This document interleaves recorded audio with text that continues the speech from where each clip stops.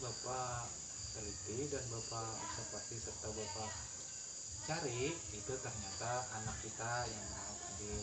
Tapi Fadil datang ke sini tidak berhati kan, dengan nyaman kan, ya. Nah Bapak ini kan ibaratnya sama seperti ibaratkan kayak abah lah, ya. Nah jadi Bapak ini ingin mengetahui ibaratnya itu permasalahan yang ada pada Fadil, ya. Nah seperti itu. Adapun hari ini tujuannya yaitu yang pertama mengarahkan agar kemarahan itu tidak tidak berdampak kepada orang lain, ya. Nah lalu kemudian ada lagi mendeteksi pada saat marah-marah itu ada tempatnya lah. Nah kemudian ada lagi mengklasifikasikan jenis perilaku pengendalian diri untuk kita bisa mengelola diri kita. Dan yang terakhir yaitu Bapak usahakan agar saudara Fadil bisa merubah sikapnya, ya, merubah sikapnya yang asal mula anarkis, suka hancur-hancur, ya. Nah lalu kemudian kita arahkan dan harus bisa mengendalikan diri, ya. Baiklah. Yang pertama, Bapak ingin mengetahui akar permasalahan yang dihadapi oleh Fadil. Jadi sebelum Fadil ini menjawabnya, di sini Bapak memiliki asas keterbukaan, ya. Fadil itu harus bisa meluapkan pemikirannya, ibaratnya permasalahannya apa saja diluapkan, ya, yang ada di dalam hati Fadil. Lalu kemudian Fadil itu harus bisa jujur, karena apabila tidak jujur, Bapak itu sangat sulit nanti menuntaskan permasalahannya, ya. Nah lalu kemudian Fadil tersebut harus percaya kepada Bapak bahwa rahasia ini cuma kita saja berdua, tidak ada orang lain yang tahu, ya. Nah seperti itu. Baiklah, untuk yang pertama kali, bolehkah Bapak mengetahui permasalahan apa yang ada di dalam diri Fadil? Yang terkadang kemarin kan ada yang kursi belah dua itu. Nah kira-kira asal mulanya itu kejadiannya kenapa? Karena teman-teman saya memanggil saya dengan nama gelar, Pak. Oh, nama gelar, iya kan. Orang tua kan sudah memberikan nama, ya kan. Nah memberikan nama, baik namanya Fadil, malah diberikan gelar, ya kan. Nah seperti itu. Nah, seharusnya kan ibaratnya itu kemarin ditendang, ya, jadi belah dua tuh. Oh iya, dibelah dua. Nah lalu kemudian nanti itu kan akan diberikan sanksi, ibaratnya tuh nanti kita perbaiki kursi tersebut, ya. Lalu dan akan diberi sanksi bahwasanya kita harus bisa menjaga sarana prasarana di sekolah, ya. Nah lalu bagaimana caranya? Kita itu harus bisa mengendalikan diri kita, karena di sekolahan ini kita memiliki tata tertib, ya. Nah tata tertib, lalu kemudian ada lagi perasaannya selain dikatakan gelar. Tidak ada, Pak. Masa, ya. Apakah karena di rumah atau di rumah bagaimana di rumah?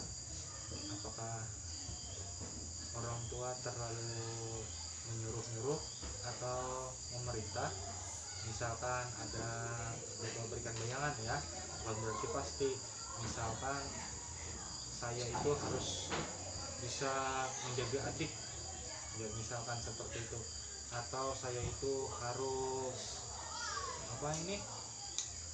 harus membantu orang tua ke sawah, misalkan seperti itu, ya kan. Nah kira-kira apakah ada di rumah, atau di rumah sering diperintah-perintah ngepel ataupun suruh jaga ayam, umpan ayam, ya kan.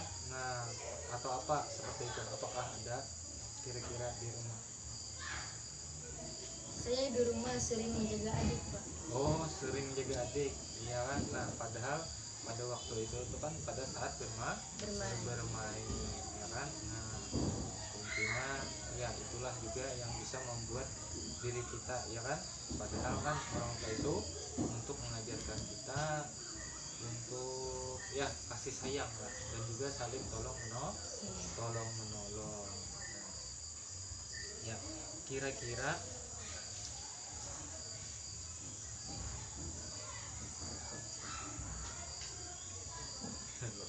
untuk membentukkan bahwa kalau kita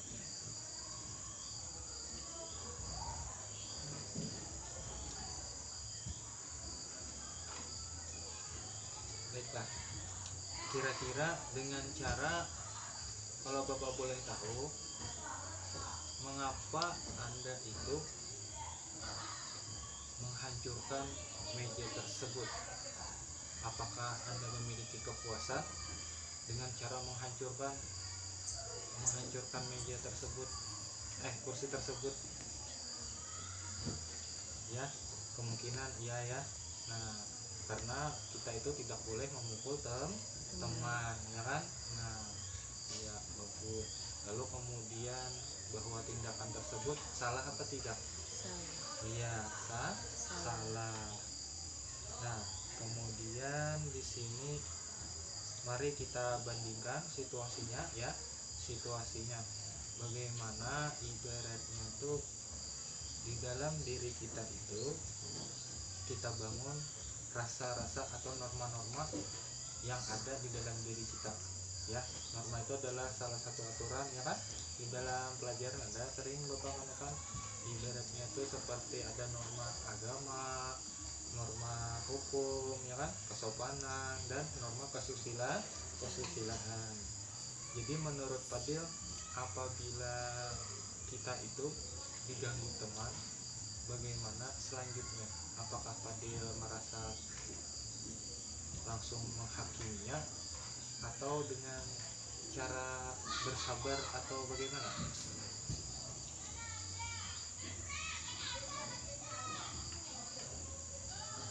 Dengan cara bersabar ya kan. Nah, bisa dengan cara sabar, dan juga kita harus bisa bertoleransi. Siapa tahu teman tersebut ingin cari perhatian lah. Perempuan kah laki-laki yang ngatain gelar itu? Laki-laki. Oh, laki-laki. Oh iya, laki-laki. Nah,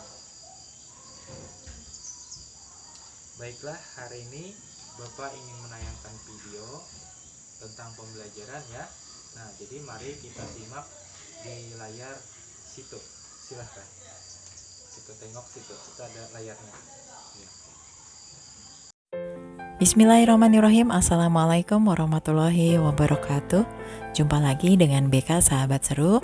Bagaimana kabarnya teman-teman semua? Mudah-mudahan selalu dalam kondisi yang sehat dan selalu semangat untuk terus belajar. Kali ini BK Sahabat Seru akan berbagi materi yang ke-10 dari materi bimbingan konseling kelas 7 semester 1 yang berjudul Cara Bergaul yang Baik Agar Kita Mempunyai Banyak Teman.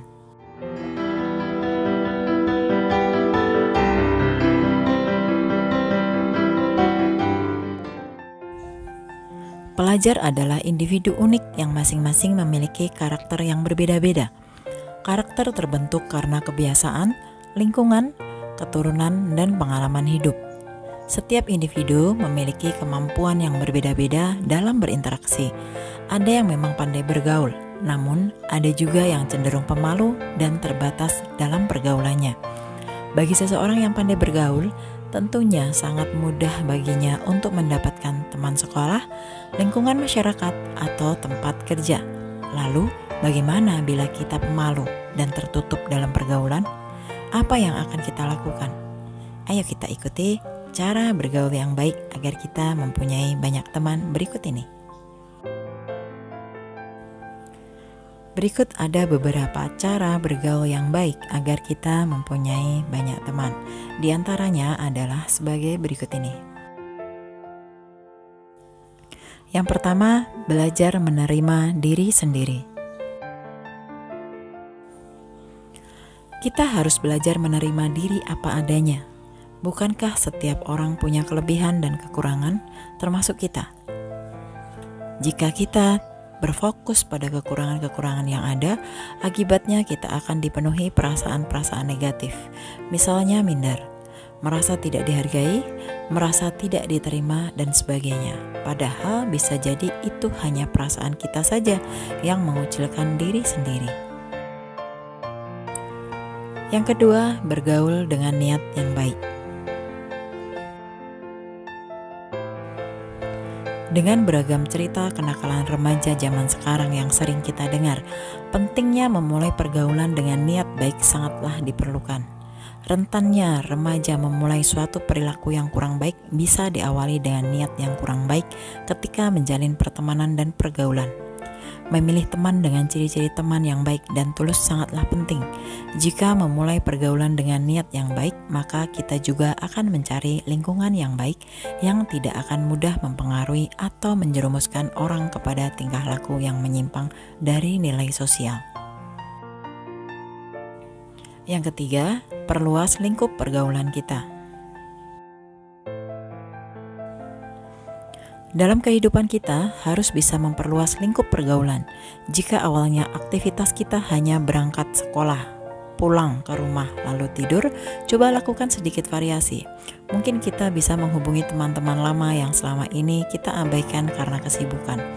Lalu ajak mereka bertemu untuk membahas acara reuni misalnya, atau sekedar ngobrol sambil ngopi. Atau kita bisa mengikuti komunitas-komunitas baik offline maupun online yang memiliki kesamaan dengan kita dalam minat dan hobi. Intinya perluas pergaulan kita. Cobalah bergaul yang baik dengan sebanyak-banyaknya orang, sehingga kita memiliki banyak teman dan kenalan yang bisa berbagi pengalaman bahkan info yang bermanfaat. Jika di tahap ini kita tidak mengalami kesulitan, artinya kita mulai siap membuka diri dan memperbaiki cara bergaul kita. Kemudian yang keempat, selalu tersenyum. Cara bergaul yang baik dengan teman sebaya adalah dengan selalu bersikap ramah dan murah senyum. Sering tersenyum akan memberi kesan bahwa kita adalah orang yang mudah didekati dan dapat diajak bicara. Selalu tersenyum juga mempunyai ciri-ciri baik hati dan cara bergaul agar disenangi orang lain. Karena itulah usahakan untuk selalu tampak ramah, terbuka, serta mudah didekati agar banyak orang yang ingin bergaul dengan kita. Kemudian yang kelima, jadilah pendengar yang baik. Tahukah kalian bahwa sebenarnya setiap orang suka didengar? Namun sayangnya tak semua orang bisa menjadi pendengar yang baik. Pendengar yang baik tidak hanya mendengarkan, namun juga turut merasakan secara pribadi seakan-akan dia sendiri yang merasakannya. Pendengar yang baik selalu menghargai orang lain dan memberi masukan yang dibutuhkan. Tak heran jika pendengar yang baik ini akan banyak dicari-cari teman, karena membutuhkan saran dan dukungannya. Untuk menjadi pendengar yang baik, cobalah belajar berempati kepada orang lain. Rasakan apa yang mereka rasakan dan perhatikan apa yang mereka bicarakan. Dengan cara ini, kita akan mudah disukai dalam pergaulan.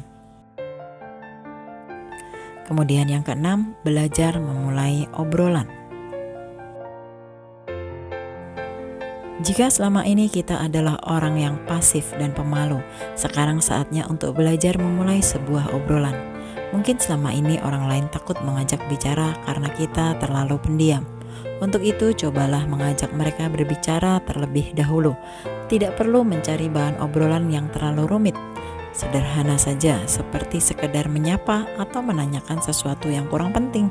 Sebuah sapaan yang menyenangkan biasanya akan diikuti dengan obrolan yang seru. Jangan berkecil hati jika di awal-awal kita sulit melakukannya dan berkesan garing. Teruslah mencoba dalam setiap kesempatan dengan siapa saja yang kita temui. Selama kita sopan, orang lain juga akan senang menanggapinya. Selanjutnya yang ketujuh, jangan mudah tersinggung. Bayangkan saja, apa asyiknya punya teman yang mudah tersinggung? Seseorang yang mudah tersinggung dan tidak suka dikritik akan dijauhi orang lain. Mengenal banyak orang dalam berteman, tentu kita juga dihadapkan dengan berbagai macam karakter manusia. Ada yang sopan, ada yang egois, ada yang suka menolong, bahkan ada yang suka bicara sembarangan. Agar dapat diterima dalam pergaulan, hindari sifat mudah tersinggung. Meski orang lain berbicara yang tidak enak kepada kita, terimalah dengan besar hati dan jadikan itu sebagai pembelajaran agar kita lebih baik lagi. Begitu juga jika teman bercanda dengan kata-kata yang tidak enak didengar, anggaplah angin lalu. Toh mereka hanya bercanda dan tidak bermaksud serius dengan kata-katanya. Berbesar hati dan tidak mudah tersinggung adalah salah satu cara bergaul yang baik agar kita disukai dalam pergaulan. Yang kedelapan, menolong teman yang sedang kesusahan. Siapapun pasti senang punya teman yang baik hati dan suka menolong. Untuk memiliki karakter seperti ini, pertama-tama kita harus peduli dan peka terhadap orang lain. Jangan berpura-pura tidak tahu atau tidak dengar jika ada teman yang kesusahan. Justru, sebisa mungkin kitalah orang pertama yang menolongnya atau menyampaikan kabar tersebut kepada teman-teman yang lain. Orang yang suka menolong tidak akan pernah kekurangan teman. Banyak orang nyaman bergaul dengannya karena sifatnya yang hangat dan menyenangkan. Selanjutnya yang ke-9 yaitu jujur. Berbicara jujur adalah salah satu modal agar kita memiliki banyak teman. Tidak ada orang yang suka berteman dengan pembohong. Seorang pembohong biasanya akan terkucilkan dalam pergaulan dengan sendirinya, karena kebohongannya saat ini selalu diikuti dengan kebohongan-kebohongan lain lagi. Tidak ada seorang pun yang rela dibohongi, apalagi dengan teman sendiri. Karenanya berhati-hatilah dalam berbicara, jangan melebih-lebihkan, jangan membesar-besarkan atau mengada-adakan yang tidak pernah ada. Bicaralah apa adanya, sehingga kita mendapatkan kepercayaan yang baik dari orang lain dan pastinya menemukan teman sejati kita. Kemudian yang ke-10, mempunyai rasa humor. Selalu bersikap serius akan membuat suasana dalam pergaulan menjadi tegang dan kaku. Karena itulah dibutuhkan sedikit rasa humor agar bisa terjalin cara bergaul yang baik dengan teman sebaya. Humor dapat mendekatkan orang satu sama lain dan dapat menjadi cara mudah bersosialisasi dengan orang lain. Humor adalah tips agar disukai banyak orang. Hanya saja pastikan agar humor yang dilontarkan adalah gurauan yang bermutu dan bukannya ucapan yang menyakiti orang lain. Misalnya mengejek, membuli, dan mentertawakan kesusahan orang lain. Yang terakhir yaitu dengan tidak egois. Jika selama ini kita dikenal sebagai orang yang egois, maka usahakanlah untuk menghilangkannya. Sifat egois bukan hanya tidak disukai orang, namun bisa dipastikan kita akan jauh dari kebersamaan. Belajarlah untuk rendah hati dan menjadi pribadi yang lebih terbuka. Artinya, kita mau menerima kritik, saran, dan nasihat orang lain untuk perbaikan diri sendiri. Pupuk terus rasa kepedulian kita kepada sesama, saling membantu untuk meringankan beban dan terus berpikir positif. Cepat atau lambat, sifat egois kita akan memudar dan berganti menjadi sifat yang lebih menyenangkan. Nah, berikut tadi adalah cara bergaul yang baik agar kita mempunyai banyak teman.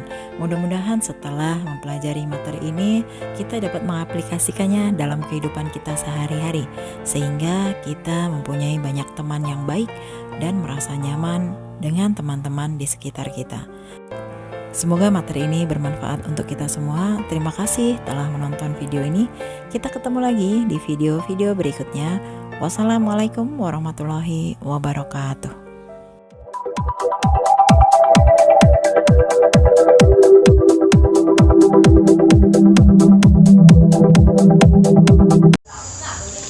Oke, baiklah, setelah kita melihat video pembelajaran tadi, kemungkinan ada kamu memiliki ibaratnya itu kan seperti jenis-jenis pengendalian diri, ya kan? Nah, jenis-jenis pengendalian diri seperti sabar, toleransi, dan macam-macam, ya kan?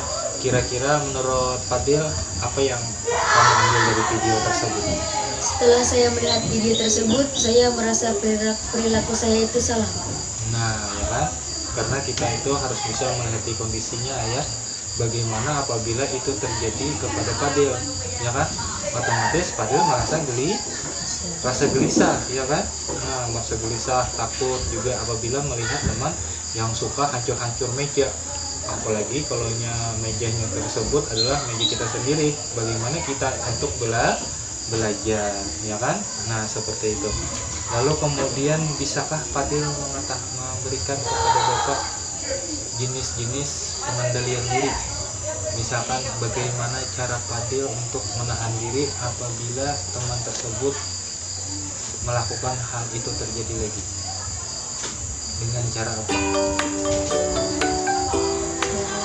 Cara diam. Oh, dengan cara diam. Diam berarti kita itu harus sabar, ya kan? Dan juga kita itu tidak boleh juga selalu diam ya, tetapi kita bisa menjelaskan kepada teman, ya. Nah, bahwasanya saya itu tidak suka diberikan gelar seperti itu, ya. Karena orang tua kita sudah memberikan seperti kita. Pada saja Bapak itu sering melihat emosi Fadil itu sering melonjak ya, tidak stabil, suka marah-marah. Nah, seperti itu. Lalu kemudian apalagi yang dapat Anda pahami dari video tersebut tentang pengendalian diri?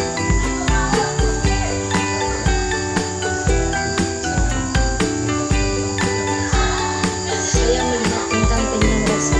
Oh ya, merasa tentang pendam rasa, ya kan? Mengetahui bahwa teman tersebut tidak masuk dengan ada tidak, ya kan? Nah, jadi seperti itu. Dan hal-hal lain yang jenis-jenisnya tentang pengendalian diri. Baiklah, sekarang Bapak akan memberikan itu sejenis kayak ini ya, kontrak perilaku, ya. Kontrak tingkah laku ini akan memberikan kepada Fadil bahwasanya Fadil harus bisa berusaha, ya, berusaha untuk bisa mengendalikan diri agar agar bisa emosinya stabil, ya. Jangan lagi diharapkan kita sudah berusaha untuk bisa mengendalikan diri, ya. Tolong ini Fadil isikan. Yang pertama di sini namanya ya. Nah, ini saya bisa turunkan turunkan kameranya.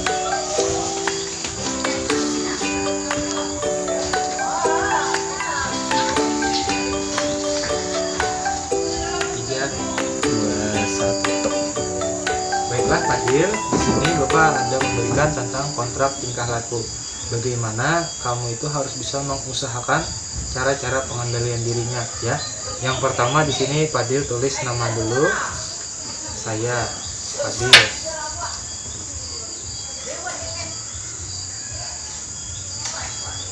Pada hari ini tanggal berapa hari ini?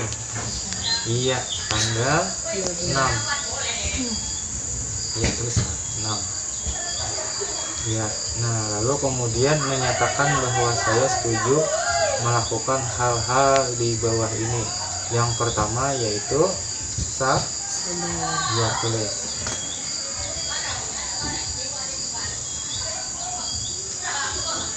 Kepada ucapan teman, ya kan?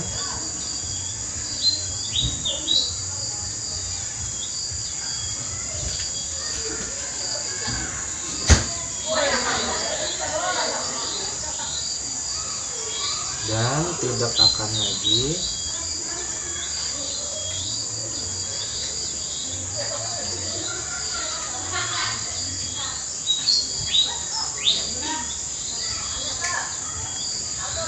melakukan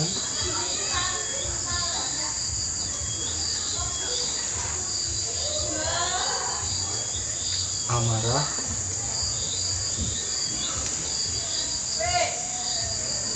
dengan cara memukul,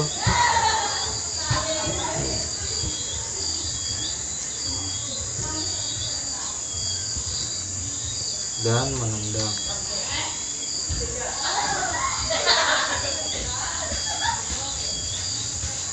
Serta menghancurkan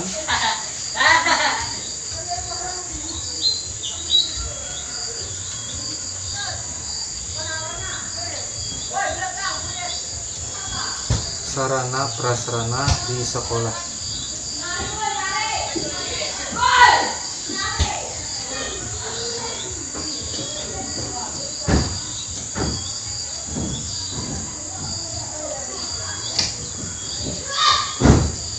Ya, nah, lalu kemudian di situ usaha saya dikatakan berhasil jika saya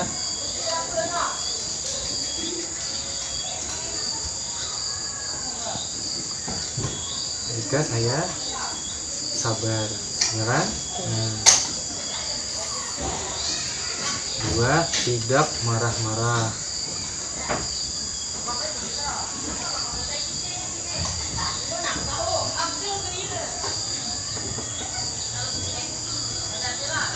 Dan memahami teman.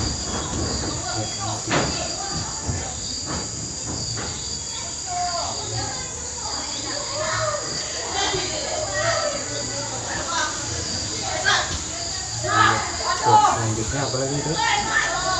Apabila saya berhasil melakukannya, saya akan mendapatkan yang pertama, nanti Bapak akan berikan hadiah berupa alat tulis, ya. Nah, situ.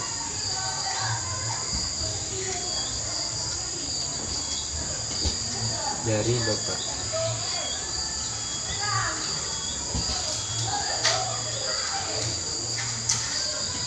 Oke, baiklah, tanggal berakhirnya berarti 1 minggu dari hari ini, ya.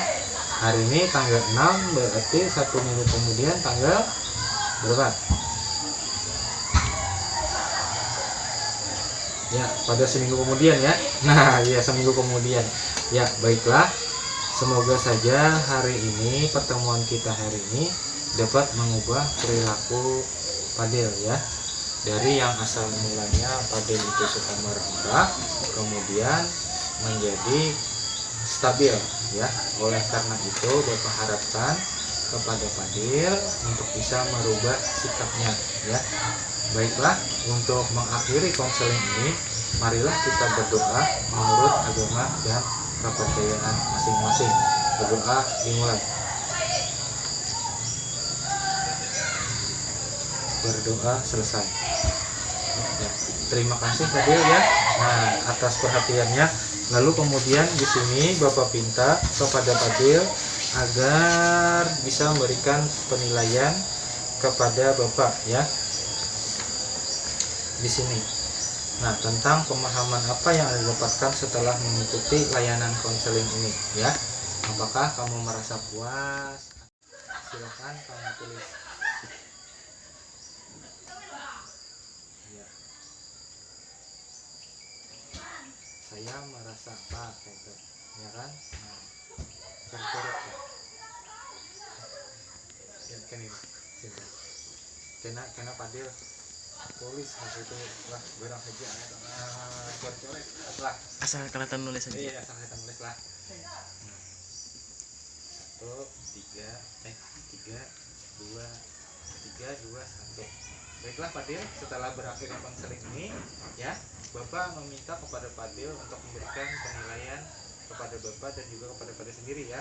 Apakah layanan ini merasa senang apa tidak, atau nanti kemudian harinya bahwasanya Fadil mau berubah, ya, dan tidak lagi melakukan hal-hal yang tidak bagus tadi, ya.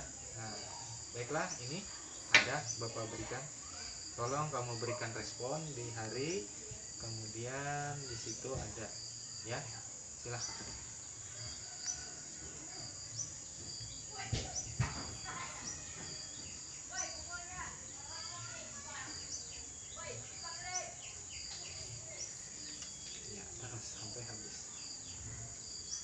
Sambil dibaca.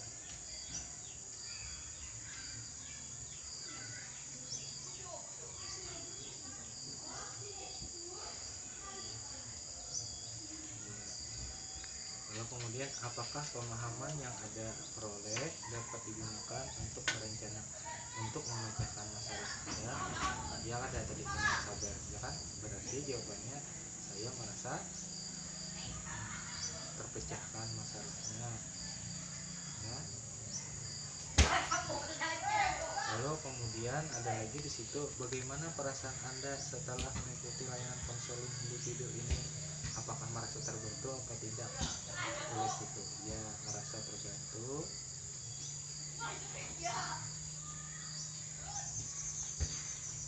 Lalu kemudian, apakah Anda sudah mampu menyusun rencana tindakan yang Anda akan lakukan? Ya.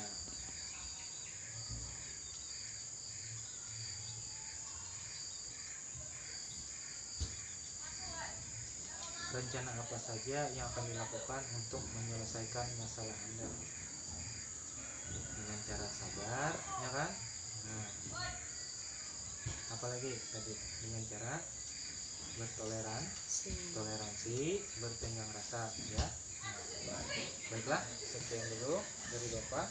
Silahkan kembali ke kelas dan mudah-mudahan bisa terbantu ya dengan konseling ini. Nanti minggu depan kita kembali lagi, ya.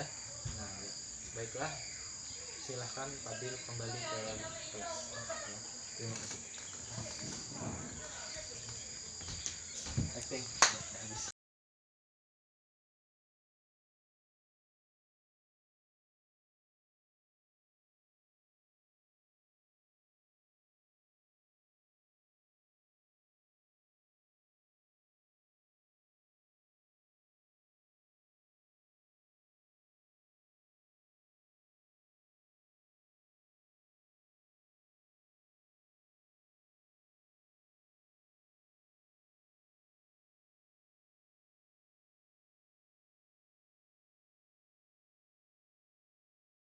Baiklah, sekian dulu dari Bapak. Wassalamualaikum warahmatullahi wabarakatuh. Waalaikumsalam warahmatullahi